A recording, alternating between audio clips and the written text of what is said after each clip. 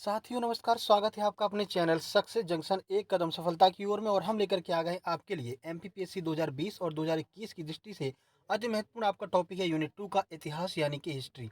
तो हिस्ट्री में किस तरह के प्रश्न आपके एग्जाम में पूछे जाते हैं। जैसा कि आपको पता है, हिस्ट्री से काफ़ी प्रश्न, लगभग 12 से 15 प्रश्न आपके एग्जाम में पूछे जाते हैं। और प्रश्नों का लेवल थोड़ा अलग लेवल होता है। जैसे कि आपके अगर प्राचीन इतिहास से प्रश्न पूछे जाएंगे तो अब वो जमाना चला गया जब सिंपल प्रश्न पूछे जाते थे। अब आपसे कुछ नए टाइप के प्रश्न, कुछ बहुत ही पुराने जो प्रश्न होते हैं उनको पूछा जाता है। तो इतिहास से जिस तरह के प्रश्न आपकी परीक्षाओं में देखने को मिलेंगे, हूबहू वैसे ही प्रश्नों को हम लेकर के आ गए हैं।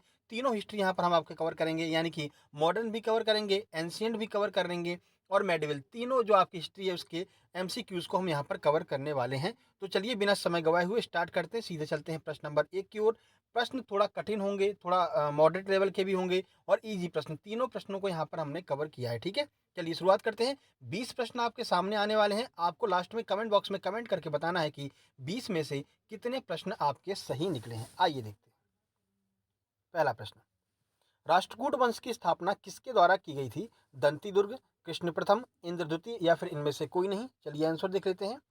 सही आंसर है ए, यानी कि दंती दुर्ग के द्वारा राष्ट्रकूट वंश की स्थापना की गई थी। ठीक है, और इसकी स्थापना कब की गई थी, तो 8वीं सदी में दंती दुर्ग के द्वारा राष्ट्रकूट वंश की स्थापना की गई थी। प्रश्न सिंपल लेवल का था, तो सब लोगों ने यहाँ पर अटेम्प्ट किया होगा। चलिए आगे बढ़ते हैं और अगला प्रश्न देखते हैं। तो क्वेश्चन नंबर 2 है, किस काल को वल्लभी काल भी कहा जाता है। कुछ ऐसे प्रश्न यहाँ पर पूछ लिए जाते हैं एग्जाम को अच्छा लेवल का बनाने के लिए। तो देखिए, गुप्त काल, कुषाण काल, मौर्य काल या फिर इनमें से कोई नहीं। चलिए आंसर देखते हैं। सही आंसर ए, यानी कि गुप्त काल को वल्लभी काल भी कहा जाता है। चलिए गुप्त काल के बारे में कुछ जानकारी आपको दे देते हैं। देखिए, तो गुप्त काल को वल्लभी काल भी कहा जाता है। गुप्त वंश की स्थापना श्रीगुप्त के द्वारा 240 से 280, यानी कि जो श्रीगुप्त था उसका शासनकाल 240 ईस्वी से लेकर के 280 ईस्वी तक था, इसके द्वारा की गई थी। इस वंश का सबसे प्रतापी शासक कौन था, तो चंद्रगुप्त प्रथम जो है वो इस वंश का सबसे प्रतापी शासक था। तो याद रखिएगा, गुप्त काल को ही वल्लभी काल भी कहा जाता है। चलिए आगे बढ़ते हैं और अगला प्रश्न देखते हैं। भारत की रुई अन्य रुइयों में सबसे ज्यादा सफेद है, यह किसका कथन है। जैसा कि आपको पता है, विद्वानों के कथन भी आपकी परीक्षा में पूछे जाते हैं। ऑप्शन है अलेक्जेंडर, ऑप्शन बी है मेगस्थनीज, ऑप्शन सी है फायान या फिर ऑप्शन नंबर डी है इब्न बतूता। चलिए आंसर देख लेते हैं। सही आंसर बी, यानी कि मेगस्थनीज का यह कथन था कि भारत की जो रुई है वो विश्व की अन्य रुइयों में सबसे ज्यादा सफेद है। देखिए, मेगस्थनीज सेल्यूकस निकेटर के द्वारा नियुक्त चंद्रगुप्त मौर्य के दरबार में एक राजदूत था। उसने इंडिका नामक पुस्तक लिखी थी। आपको पता होगा कि इंडिका नामक पुस्तक मेगस्थनीज ने लिखी थी और एमपीपीएससी ने यह प्रश्न भी पूछा है। ठीक है, देखिए, उसका यह कथन था कि भारत की रुई अन्य देश की रुइयों में सबसे ज्यादा सफेद है। तो यह कथन किसका था, मेगस्थनीज का था, याद रखिएगा। चलिए आगे बढ़ते हैं और अगला प्रश्न देखते हैं। देखिए, क्वेश्चन नंबर 4 है, इनमें से कौन से सिक्के गुप्त राजाओं के द्वारा चलाए गए थे। और ऑप्शन नंबर 1 है दिनार, ड्रम, रूपक या फिर स्वर्ण। चार आपको यहाँ पर ऑप्शन दिए हैं और यहाँ पर आपको जो विकल्प दिए हैं, यानी कि जिनमें से आपको प्रश्न को छांटना है, वो देखिए। ऑप्शन ए है केवल 4, ऑप्शन बी है केवल 1, ऑप्शन सी है 1 और 3, ऑप्शन नंबर डी है 1 और 4। ठीक है, तो ऊपर चार आपको यहाँ पर रुपए जो सिक्के होते हैं उनके प्रकार दिए हैं और इस कूट में से आपको बताना है। ऐसे ही प्रश्न जो है एमपीपीएससी में पूछे जाते हैं। तो बताइए कि कौन सा ऑप्शन यहाँ पर सही होगा, इनमें से कौन सा कूट सही होगा कि कौन से सिक्के जो है वो गुप्त राजाओं के द्वारा चलवाए गए थे। चलिए आंसर देख लेते हैं। सही आंसर डी, यानी कि 1 और 4, यानी कि दीनार और स्वर्ण जो हैं वो जो सिक्के हैं वो गुप्त काल के राजाओं के द्वारा चलवाए गए थे। ठीक है, चलिए डिस्क्रिप्शन आपको देते हैं इसके बारे में कुछ जानकारी कि क्या होता था दीनार और क्या होता था स्वर्ण। आइए देखते हैं। तो देखिए, गुप्त राजाओं ने दो सिक्के चलवाए। पहला दीनार। दीनार क्या होता था, दीनार जो है एक रोमन राज साम्राज्य की नकल के द्वारा चलाए गए थे। सबसे पहले जो दीनार होता था ना, वो रोमन काल में चला करते थे। ठीक है, रोमन राजाओं के द्वारा, तो उनकी नकल करके दीनार यहाँ पर गुप्त राजाओं ने चलवाए। उसके बाद स्वर्ण चलवाए। अब स्वर्ण क्या हुआ करते थे, तो सोने और चांदी का बना शुद्ध भारतीय सिक्का जो हुआ करता था वो स्वर्ण हुआ करता था। यानी कि दीनार तो विदेशी सिक्का था और जो स्वर्ण था वो शुद्ध भारतीय सिक्का था। इसमें चांदी और सोने दोनों को मिला करके बनाया जाता था। तो कूट नंबर डी जो है वो बिल्कुल सही है, 1 और 4, दीनार और स्वर्ण जो है वो गुप्त राजाओं के द्वारा चलवाए गए थे। चलिए आगे बढ़ते हैं और अगला प्रश्न देखते हैं।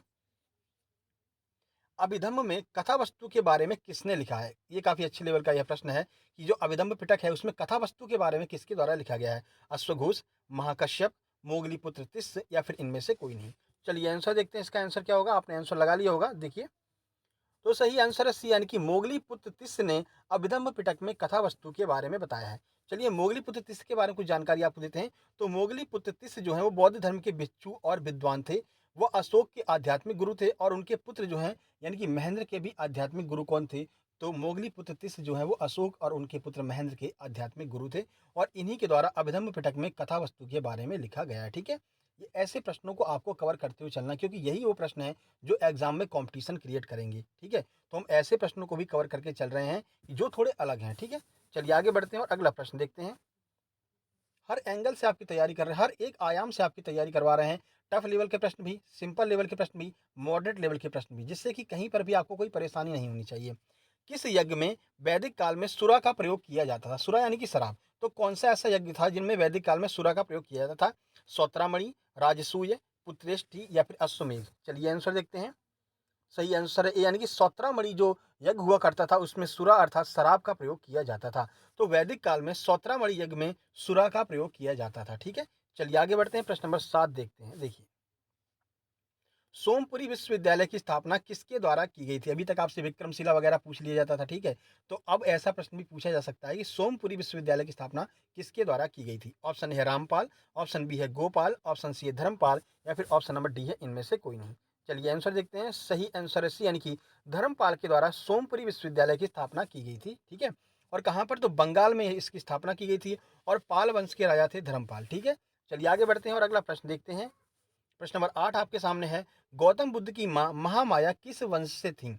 ऑप्शन है लिच्छवी, ऑप्शन बी है कोलीय, ऑप्शन सी है सोलंकी, ऑप्शन नंबर डी है शाक्य। क्या है, लोग इसमें कंफ्यूज हो जाते हैं। ठीक है, उनके दिमाग में लिच्छवी और शाक्य चलता रहता है, तो लिच्छवी या शाक्य में से आंसर लगा करके आ जाते हैं, लेकिन सही आंसर है इसका बी यानी कि कोलीय वंश की रानी थी कौन? गौतम बुद्ध की मां महामाया। देखिए, तो गौतम बुद्ध की मां महामाया क्षत्रिय वंशी कोलीय वंश की राजधानी थी, रानी थी, सॉरी। ठीक है, उनका विवाह क्षत्रिय शाक्यवंशी राजा शुद्धोधन से हुआ था। तो जो शुद्धोधन थे वो शाक्यवंशी थे, जबकि माँ जो महामाया थी वो कौन थी? कोली वंश की राजधानी थी। दोनों को आपको याद रखना है, कुछ भी आपसे पूछा जा सकता है। चलिए आगे बढ़ते हैं और अगला प्रश्न देखते हैं, प्रश्न नंबर 9। किसका काल मुगल वास्तुकला का स्वर्ण काल कहा जाता है? प्रश्न को गौर से पढ़िएगा।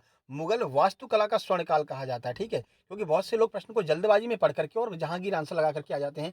जहांगीर का जो काल है वो चित्रकला का स्वर्ण काल कहा जाता है और वास्तुकला का स्वर्ण काल किसे कहा जाता है? आइए देखते हैं। अकबर, जहांगीर, शाहजहां या फिर औरंगजेब? आंसर की बात करते हैं तो सही आंसर है सी यानी कि शाहजहां के काल को मुगल वास्तुकला का स्वर्ण काल कहा जाता है। देखिए कौन कौन सी इमारतें बनवाई गई हैं। तो देखिए, ताजमहल, लाल किला, मोती मस्जिद और जामा मस्जिद, ये सभी इमारतें शाहजहां के काल में बनाई गई हैं, इसलिए शाहजहां के काल को वास्तुकला का स्वर्ण युग भी कहा जाता है। ठीक है, चलिए आगे बढ़ते हैं। प्रश्नों का लेवल अगर आपको पसंद आ रहा हो, ठीक है, ये सारी चीज़ें जैसे हम समझा रहे हैं वो चीज़ें आपको पसंद आ रही हो, तो वीडियो को लाइक कीजिएगा और दोस्तों के पास शेयर करके लास्ट में कमेंट बॉक्स में लिख करके बताइएगा कि ये आपको प्रश्न कैसे लग रहे हैं। ठीक है, सारे प्रश्नों का कॉम्बिनेशन यहाँ पर हम लेकर के चल रहे हैं। लिंगराज मंदिर किस प्रदेश में स्थित है? ओडिशा, आंध्र प्रदेश, उत्तर प्रदेश या फिर कर्नाटक? आइए आंसर देखते हैं। सही आंसर ए यानी कि ओडिशा में लिंगराज मंदिर जो है स्थित है। देखिए कुछ जानकारी, तो लिंगराज मंदिर उड़ीसा की राजधानी भुवनेश्वर में है। इसे जजती केसरी ने बनवाया था। यह 11वीं सदी में बनवाया गया था, लेकिन फिर भी इसके कुछ जो अवशेष हैं वो 1400 साल पुराने यहाँ पर नजर आते हैं। ठीक है, तो लेकिन अगर आपके ऑप्शन आता है तो आप 11वीं सदी ही लगाएंगे। ठीक है, तो लिंगराज मंदिर 11वीं सदी में बनवाया गया था। उड़ीसा की राजधानी भुवनेश्वर में इसके अवशेष अभी भी देखे जा सकते हैं। ठीक है, चलिए आगे बढ़ते हैं। प्रश्न नंबर 11 है, नटराज की कौन सी मूर्ति किस वंश से संबंधित है? जो नटराज भगवान शिव की जो नटराज की मूर्ति है वो किस वंश से संबंधित है, ये आपसे पूछा जा रहा है। ठीक है, यहाँ पर क्वेश्चन को थोड़ा करेक्शन कर लीजिएगा। तो नटराज की मूर्ति किस वंश से संबंधित है? ऑप्शन ए है चोल, ऑप्शन बी है चेर, ऑप्शन सी है पांडे, ऑप्शन नंबर डी है राष्ट्रकूट। चलिए आंसर देख लेते हैं।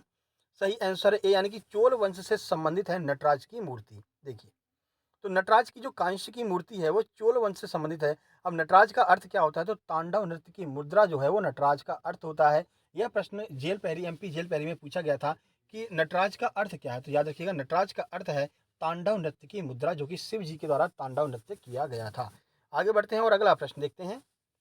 किस सल्तनत कालीन राजा ने अपने अमीरों के बीच बिना उसकी इजाज़त के दावतें और त्योहार मनाने पर रोक लगा दी थी? यानी कि जब तक उसकी इजाज़त नहीं हुई तब तक तो ना तो उनके अमीर एवं जो मंत्री वगैरह हैं वो दावत कर सकते हैं साथ में बैठ करके, ना ही कोई त्योहार मना सकते हैं। ऑप्शन ए है फिरोज शाह तुगलक, ऑप्शन बी है मोहम्मद बिन तुगलक, ऑप्शन सी है Alauddin Khilji, option number D है बलबन। अब देखिए यहाँ पर क्या होगा, लोग या तो बलबन को लगाएंगे या फिर मोहम्मद बिन तुगलक को लगाएंगे। ठीक है, क्योंकि बलबन जो है वो एक तरह से मतलब कि बहुत कट्टर राजा था। लौह एवं रक्त की नीति जो है वो भी बलबन के द्वारा चलाई गई थी। और एमबीटी जो है वो अपने जानते ही आप अपनी योजनाओं की वजह से जाना जाता है। लेकिन इसका जो सही आंसर है, आइए देखते हैं क्या है सही आंसर। सही आंसर सी यानी कि अलाउद्दीन खिलजी ने ये नया नियम निकाला था कि कोई भी अमीर और जो मंत्री हैं वो उसकी इजाज़त के बिना यहाँ पर पार्टी नहीं कर सकते, ठीक है ना। देखिए, अलाउद्दीन खिलजी ने अपने राज्य के विद्रोह को दबाने तथा विद्रोह की आशंका से बचने के लिए अपने अमीरों के बीच दावतों पर रोक लगा दी थी। यानी कि देखिए, जब अमीर लोग अपने साथ में बैठ करके खाना वाना खाएंगे तो यहाँ पर षड्यंत्र रच सकते हैं, ठीक है। एक दूसरे से मिलेंगे तो षड्यंत्र वगैरह रच सकते हैं। इसलिए साफ साफ मना कर दिया था अलाउद्दीन खिलजी ने कि कोई भी अमीर या फिर कोई भी मंत्री मेरी इजाज़त के बिना यहाँ पर ना तो कोई दावत कर सकता है, ना ही कोई त्योहार का आयोजन कर सकता है, ठीक है। चलिए आगे बढ़ते हैं और अगला प्रश्न देखते हैं। तो अलाई दरवाजा किस इमारत का प्रवेश द्वार है? अब आपसे ये नहीं पूछा गया कि अलाई दरवाजा कहाँ पर है, सीधा प्रश्न पूछा है अलाई दरवाजा किस इमारत का प्रवेश द्वार है, घुमा करके प्रश्न पूछा है। कुतुब मीनार, जामा मस्जिद, लाल किला या फिर ताजमहल। चलिए आंसर देखते हैं। आंसर आपने लगा लिया होगा। देखिए आंसर, सही आंसर है ए यानी कि कुतुब मीनार का जो प्रवेश द्वार है वो आपका अलाई दरवाजा है। किसने बनवाया था? देखिए, तो अलाई दरवाजा कुतुब मीनार का प्रवेश द्वार है। इसे 1311 में अलाउद्दीन खिलजी ने बनवाया था। देखिए, जब ये टेस्ट स्टार्ट होती ना, उससे पहले आपको 20 तक नंबर डाल लेने हैं, ठीक है ना, क्योंकि इतना टाइम नहीं मिलता कि आप फिर से नंबर डालें फिर आंसर टिक करें। तो जब आप इस पर क्लिक करते हैं उससे पहले 20 नंबर आपको डाल लेने हैं, फिर एक दो मतलब नंबर जो है आपको देते जाना, ठीक है, तभी आप लास्ट में कमेंट बॉक्स में कमेंट करके बता पाएंगे। चलिए आगे बढ़ते हैं और अगला प्रश्न देखते हैं। प्रश्न नंबर 14 आपके सामने आ रहा है। अकबरनामा किस भाषा में लिखा गया है? फारसी, चगताई, उर्दू या फिर हिंदी। आइए आंसर देखते हैं। सही आंसर ए यानी कि फारसी भाषा में अकबरनामा को लिखा गया है। किसने लिखा था? आइए देख लेते हैं। तो अकबरनामा की रचना अबुल फजल ने की थी। यह फारसी भाषा में लिखा हुआ है, ठीक है। चलिए आगे बढ़ते हैं और अगला प्रश्न देखते हैं। प्रश्न नंबर 15, निम्नलिखित में से वीणा कौन बजाता था? किसके द्वारा यहाँ पर वीणा बजाई जाती थी? अकबर, जहांगीर, औरंगजेब या फिर शाहजहां। चलिए आंसर देख लेते हैं। सही आंसर है सी यानी कि औरंगजेब के द्वारा वीणा को बजाया जाता था। अब देखिए, यहाँ पर समुद्रगुप्त तो ऑप्शन में दिया ही नहीं है ना। जब समुद्रगुप्त नहीं दिया है तो सीधी सीधी सी बात है कि मुगल काल में कौन वीणा बजाता था, यही पूछा गया है। तो औरंगजेब जो है वो एक कुशल वीणा वादक था। हालांकि अपने राज्य में उसने संगीत पर प्रतिबंध लगा दिया था। संगीत बजना उसको पसंद नहीं था, लेकिन वीणा बजाना उसको आता था, ठीक है। चलिए आगे बढ़ते हैं, अगला प्रश्न देखते हैं। तो गुलामगिरी नामक पुस्तक किसके द्वारा लिखी गई थी? ईश्वर चंद्र विद्यासागर, आचार्य विनोबा भावे, ज्योतिबा फुले या फिर दादू दयाल। चलिए आंसर देख लेते हैं। सही आंसर है सी यानी कि ज्योतिबा फुले के द्वारा गुलामगिरी नामक पुस्तक को लिखा गया था। और ये गुलामगिरी पुस्तक एमपीपीएससी ने भी 2-3 बार पूछा है। और यहाँ पर अभी जो एनटीपीसी रेलवे का एग्जाम हुआ है उसके भी कई सेटों में जो है गुलामगिरी पुस्तक के बारे में पूछा गया है, ठीक है। तो कुछ पुस्तकें ऐसी होती हैं जो बार बार पूछी जाती हैं, और कुछ पुस्तकें ऐसी होती हैं जो एक भी बार नहीं पूछी गई हैं और इस बार पूछी जाएंगी। और कुछ इमारतों के नाम भी ऐसे होते हैं। तो ऐसे प्रश्नों को भी हम यहाँ पर कवर करते हुए चलेंगे। कोई कमजोरी नहीं रहनी चाहिए आपकी, ठीक है। ज्योतिबा फुले ने 1873 में गुलामगिरी नामक पुस्तक लिखी थी। यह पुस्तक अमेरिका की दास प्रथा पर आधारित है, ठीक है। चलिए आगे बढ़ते हैं और अगला प्रश्न देख लेते हैं। देखिए, प्रश्न नंबर 17 आपके सामने आ रहा है। रविंद्रनाथ टैगोर को नाइटहुड की उपाधि किस वर्ष दी गई थी? अब इसी एक प्रश्न में आपके 2-3 प्रश्न यहाँ पर क्लियर हो जाएंगे। 1910, 1915, 1920 या फिर 1925। चलिए आंसर देखते हैं, कब नाइटहुड की उपाधि प्रदान की गई थी। तो सही आंसर बी यानी कि 1915 में नाइटहुड की उपाधि ब्रिटिश सरकार के द्वारा प्रदान की गई थी। हालांकि बाद में इन्होंने इस उपाधि को लौटा दिया था। कब लौटाया था, क्यों लौटाया था, आइए देख लेते हैं। तो रविन्द्रनाथ टैगोर को ब्रिटिश सरकार ने 1915 में नाइटहुड की उपाधि से सम्मानित किया था। अब ये जो नाइटहुड की उपाधि है, 13 अप्रैल 1919 को जलियांवाला बाग हत्याकांड से दुखी होकर उन्होंने नाइटहुड की उपाधि को लौटा दिया था, ठीक है। ये नमकीन पता नहीं कहाँ से आ गया भाई, टाइप राइटर महोदय कुछ भी लिख देते हैं, ठीक है ना, जल्दबाजी में लिख गया होगा। कोई दिक्कत नहीं है, नमकीन का यहाँ कोई लेना देना नहीं है, ठीक है ना।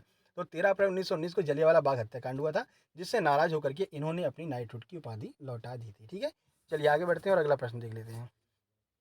प्रश्न नंबर 18, 1857 की क्रांति के दौरान भारत का गवर्नर जनरल कौन था? काफी सिंपल सा प्रश्न है।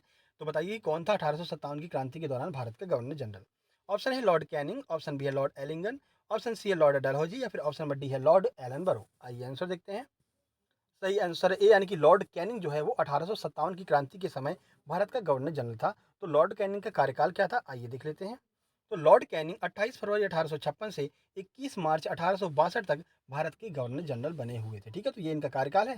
कार्यकाल पूछा जा सकता है, इसलिए कार्यकाल को भी आपको कवर करते चलना है। देखिए, अगर आपको कार्यकाल याद है किसी भी गवर्नर जनरल के, तो आपको बहुत सारी चीज़ें क्लियर हो जाती हैं, ठीक है। अब 1856 से 1862 तक आपको कार्यकाल याद है लॉर्ड कैनिंग का, और आपको पता है 1857 में क्रांति हुई थी, तो आप तुरंत ऑप्शन लगा देंगे, क्योंकि 1857 इन दो डेट के बीच में पड़ता है। तो भाई लॉर्ड कैनिंग का जो टाइम है वही यहाँ पर लॉर्ड कैनिंग ही यहाँ पर गवर्नर जनरल होंगे इस टाइम पर, सीधी सी बात है ना। तो गवर्नर जनरल के कार्यकाल जरूर याद रखिएगा। आगे बढ़ते हैं और अगला प्रश्न देखते हैं। प्रश्न नंबर 19 आपके सामने आ रहा है। झंडा सत्याग्रह के लिए किस शहर को जाना जाता है, यानी कि किस शहर में झंडा सत्याग्रह का शुरुआत हुआ था? ऑप्शन ए है कानपुर, ऑप्शन बी है Nagpur, option C Nainital, option D है भोपाल। चलिए आंसर देख लेते हैं। देखिए आंसर, सही आंसर है बी, यानी कि नागपुर में झंडा सत्याग्रह का जो है आयोजन किया गया था। देखिए कब किया गया था। तो 18 जून 1930 को झंडा दिवस के रूप में मनाने के बाद झंडा सत्याग्रह शुरू हुआ। और इस झंडा सत्याग्रह का नारा क्या था? तो नागपुर चलो, ये झंडा सत्याग्रह का नारा था। डेट याद रखिए, 18 जून 1930 को झंडा सत्याग्रह की शुरुआत की गई थी महाराष्ट्र के नागपुर नामक स्थान से। चलिए आगे बढ़ते हैं और अगला प्रश्न देख लेते हैं। देखिए, springing tiger study of A revolutionary किसकी जीवनी है? किसकी जीवनी का नाम है springing tiger study of A revolutionary? अब देखिए, ये पुस्तक आपको पहली बार दिखाई दे रही होगी, ठीक है ना? तो कुछ नई पुस्तकें भी यहाँ पर पूछी जा सकती हैं। ऑप्शन ए है भगत सिंह, ऑप्शन बी है चंद्रशेखर आजाद, ऑप्शन सी है Subhash Chandra Bose, option number D है श्याम जी कृष्ण वर्मा। चलिए आंसर देख लेते हैं। सही आंसर सी, यानी कि सुभाष चंद्र बोस की जीवनी का नाम है springing tiger study of A revolutionary. अब देखिए, इसकी रचना किसने की है, आइए देख लेते हैं। तो यह नेताजी सुभाष चंद्र की बोस की जीवनी है। इसकी रचना ह्यू टॉय ने की थी। इस पुस्तक में द्वितीय विश्व युद्ध में भारत संबंधों का विवरण किया गया है और किस तरह से वहां पर कन्विंस किया था हिटलर को नेताजी सुभाष चंद्र बोस ने कि जाकर के सीधे हिटलर से मिल गए थे, मिलकर के आए थे। उस समय हिटलर हिटलर बहुत बड़ी हस्ती हुआ करता था, लेकिन नेताजी सुभाष चंद्र बोस एक प्रखर व्यक्ति थे, जाकर के सीधे हिटलर से मिलकर के आए थे। तो किस तरह से वहां पर वो लोग मिले थे, किस तरह की बातें हुई थी, वो सारी चीजें जो है वो स्प्रिंगिंग टाइगर में लिखी हुई हैं। ठीक है, रचना किसने की? ह्यूज टाई ने जो है इसकी रचना की है। ठीक है, तो देखिए ये आपके 20 प्रश्न यहाँ पर समाप्त होते हैं। कितने प्रश्न आपके बिल्कुल सही निकले हैं, कमेंट बॉक्स में कमेंट करके बताना है। प्रश्नों का लेवल क्या था वो आपको बताना है। ये वीडियो कैसी लगी वो भी आपको बताना है। ठीक है, अब जल्दी जल्दी हम आपके लिए वीडियो लेकर के आने वाले, एक एक दिन में दो दो आपकी प्रैक्टिस डालेंगे, क्योंकि आज से फिक्स एक महीना बचा हुआ है आपके पास में। जितनी तैयारी कर सकते हैं उतनी तैयारी कर लीजिए, उतनी मेहनत कर लीजिए। बाकी आपको बता दें, खेल परिदृश्य की वीडियो अपलोड कर चुके हैं परसों हम। उसके बाद में रोज़ सुबह 7:30 बजे हम आपके लिए करंट अफेयर की वीडियो लेकर के आते हैं, उसको ज़रूर देखा कीजिएगा, क्योंकि वहाँ से आपकी यूनिट 8 कवर हो जाएगी। ठीक है, और आगे जो एग्ज़ाम आने वाला है, जैसे कि एमपी पटवारी, एमपी पुलिस और आपका एमपीपीएससी 2021 भी इसी साल होगा, याद रखिएगा। एमपीपीएससी 2021 भी इसी साल होगा, याद रखिएगा इस बात को। ठीक है, तो उसके लिए ज़रूरी है कि आप डेली बेस पर करंट अफेयर को कवर कीजिए और ये प्रैक्टिस सेट कवर कीजिए। जो लोग यहाँ पर करंट अफेयर और प्रैक्टिस सेट दोनों कवर कर रहे होंगे, उनका जो विश्वास, जो कॉन्फिडेंस है, वो काफ़ी हाई लेवल पर होगा, आपको पता ही होगा। ठीक है, तो कमेंट बॉक्स में कमेंट जरूर कीजिएगा।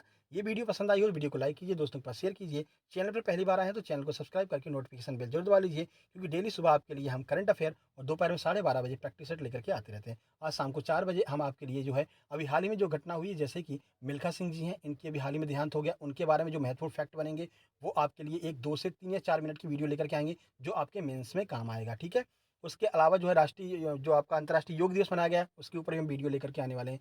तो ये अलग से जो है आपके लिए हम वीडियो लेकर के आएंगे 3-3, 4-4 मिनट के, जिससे कि साथ वाली जो करंट अफेयर की चीज़ें हो रही हैं वो भी आपकी क्लियर होती चले। ठीक है, तो जल्दी मिलते हैं शाम को 4 बजे। तब तक के लिए नमस्कार, धन्यवाद।